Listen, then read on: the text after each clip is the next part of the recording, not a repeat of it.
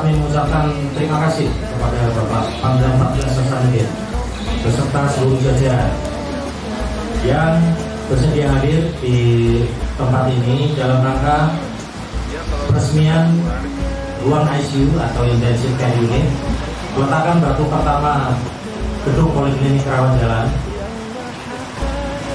demikian juga pemberian bansos kepada anak-anak yatim piatu.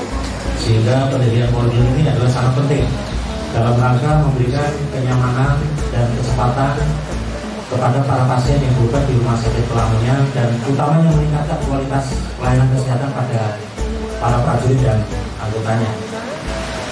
Bapak sekalian yang saya hormati, saya pertama terima kasih pada Kadesdam Narumkit dan seluruh jajaran atas inisiasi acara ini dan juga kegiatan pembangunan peresmian ICU dan pembangunan klinik.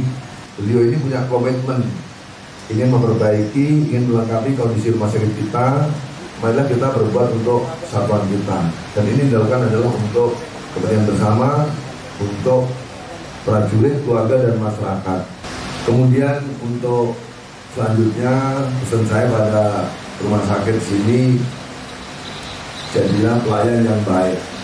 Apa yang dilakukan di samping mungkin mendapatkan suatu benefit, juga amal sedekah kita untuk jari kelak. Jadi kalau kita mengobati orang berhasil, mereka sehat, suatu kebanggaan, dan itu amal yang nanti dibawa ke akhirat.